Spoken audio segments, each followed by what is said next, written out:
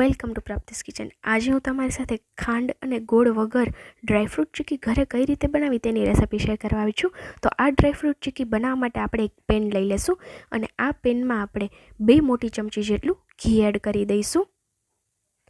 ઘી એડ થઈ જાય અને ઘી ઓગળી અને ગરમ થઈ જાય ત્યારબાદ આપણે તેમાં 100 ગ્રામ જેટલી બદામ લઈ લેશું અને આ બદામને આપણે આ ઘીમાં રોસ્ટ કરી લઈશું। તો અહીં હું તમને આ ચીકી એકદમ સહેલાઈથી પરફેક્ટ માપ સાથે કઈ રીતે બનાવી તે બધી ડિટેલ્સ અને ટિપ્સની ટ્રિક્સની સાથે આ વિડીયો આજે શેર કરવા આવી છું।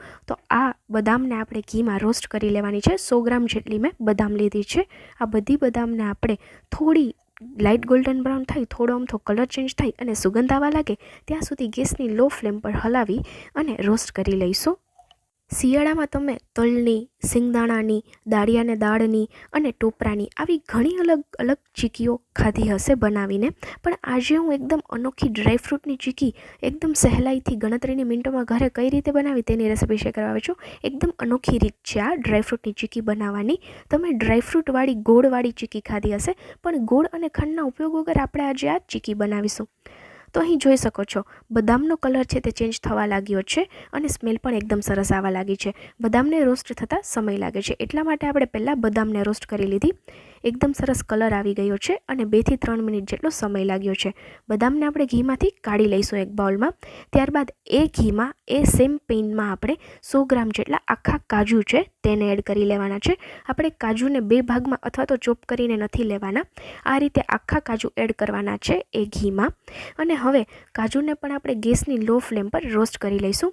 જ્યારે પણ તમે આ બધા ડ્રાયફ્રૂટ ઘીમાં રોસ્ટ કરો ત્યારે એક વાતનું ખાસ ધ્યાન રહે કે ગેસની ફ્લેમ છે તે લો રાખવાની, નહીં તો બધા ડ્રાયફ્રૂટ્સ છે તે ફટાફટ શેકાઈ તો જશે પણ તે બળી જશે અને તેનો બળેલો સ્વાદ આ ચીકીનો ટેસ્ટ છે તે ખરાબ કરી દેશે।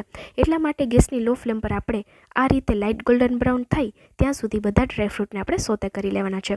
તો અહીં કાજુ પણ એકદમ સારી રીતે રોસ્ટ થઈ ગયા છે, તો તેને પણ આપણે આ ઘીમાંથી બહાર કાઢી લઈએ એક બાઉલમાં। ત્યારબાદ સેમ એ પેનમાં એ ઘીમાં આપણે 50 ગ્રામ જેટલા પિસ્તા લેવાના છે।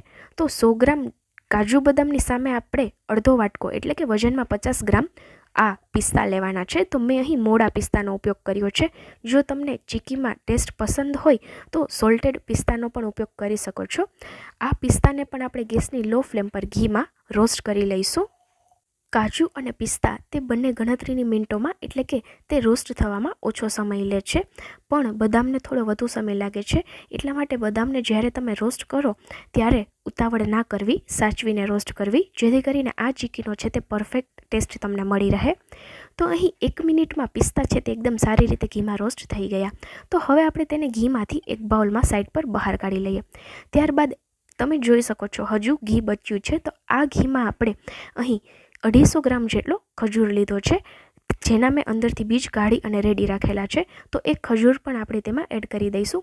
હું અત્યારે કાળા ખજૂરનો ઉપયોગ કરી અને આ ડ્રાયફ્રૂટ ચીકી બનાવવાની છું। જો તમને પસંદ હોય તો લાલ દેખાતો સોફ્ટ એવો ખજૂર પણ લઈ શકો છો। હું અત્યારે કાળા ખજૂરનો ઉપયોગ કરું છું, જે ખાવામાં ખૂબ જ સોફ્ટ હોય છે। તો તેને પણ આપણે ઘીમાં આ રીતે એકરસ થાય ત્યાં સુધી હલાવી અને મિક્સ કરી લઈશું। તો જોઈ શકો છો ખજૂર છે તે એકદમ સારી રીતે ઘીમાં એકદમ સરસ રીતે મેશ થઈ ગયો છે અને ઘી બધું જ છે તેને ઓબ્ઝર્વ કરી લીધું છે। ખજૂરની આ રીતની કન્સિસ્ટન્સી ના થઈ જાય ત્યાં સુધી આપણે તેને ગેસની લો ફ્લેમ પર ઘીમાં મિક્સ કરવાનો છે।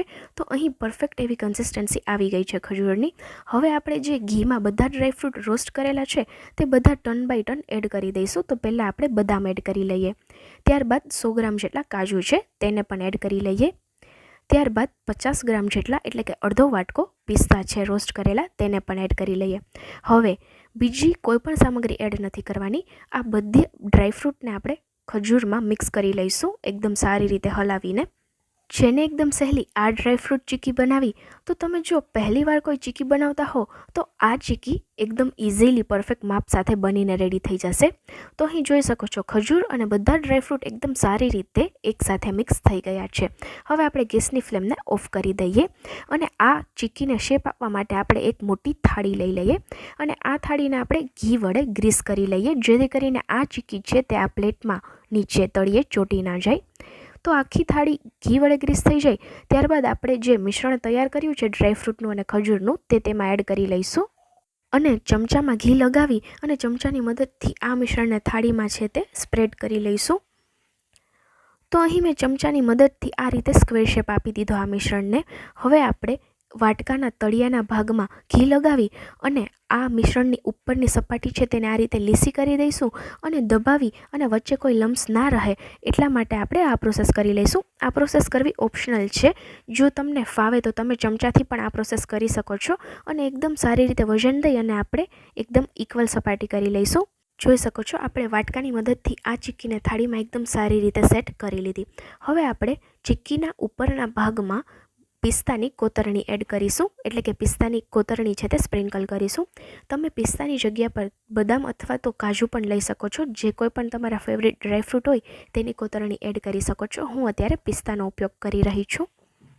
તો અહીં આપણે પિસ્તાની કોતરણી એકદમ સારી રીતે ઉપર સ્પ્રિંકલ કરી લીધી. હવે વાટકા અથવા તો ચમચાની મદદથી આ પિસ્તા એકદમ સારી રીતે ચીક્કીમાં ચોંટી જાય એટલા માટે પ્રેસ કરી અને એ પિસ્તાને ચીક્કીમાં સેટ કરી લઈશું. ત્યારબાદ આ ચીક્કીને થોડી ઠંડી થવા દઈશું. તો આ ચીક્કી છે તે થોડી ઠંડી થઈ ગઈ છે. હવે આપણે એક ચપ્પુ લઈ લઈશું અને એ ચપ્પુને ઘી વડે ગ્રીસ કરી લઈશું, જેથી કરીને જ્યારે પણ આપણે આ ચીક્કીને શેપ આપીએ અથવા તો તેના પીસીસ કરીએ ત્યારે આ મિશ્રણ છે તે ચપ્પુમાં ચોંટી ન જાય એટલા માટે ઘી વડે ગ્રીસ કરી લેવું. અને હવે આપણે આ ચીક્કીને સ્ક્વેર પીસીસમાં કટ કરી લઈશું, એટલે કે સ્ક્વેર શેપ આપવાનો છે. તમે તમારો કોઈ પણ ફેવરિટ શેપ આપી શકો છો. હું અત્યારે સ્ક્વેર પીસીસમાં તેને કટ કરી રહી છું. અને એક વાતનું ખાસ ધ્યાન રહે કે આ ચીક્કી છે તે વધુ પડતી જાડી પણ ના હોવી જોઈએ અને વધુ પડતી પતલી પણ ના હોવી જોઈએ. એવી રીતે મીડિયમ સ્ક્વેર પીસીસમાં કટ કરવાની છે. તૈયાર છે વિન્ટર સ્પેશિયલ ડ્રાયફ્રૂટ ચીક્કી, જે ગોળખાંડના ઉપયોગ વગર કોઈ બીજી વધારાની ઝંઝટ વગર ખૂબ ઓછા સમયમાં એકદમ સહેલાઈથી બનીને રેડી થઈ જાય છે. જો રેસિપી તમને ગમી હોય તો ફ્રેન્ડ્સ એન્ડ ફેમિલીમાં શેર જરૂરથી કરજો.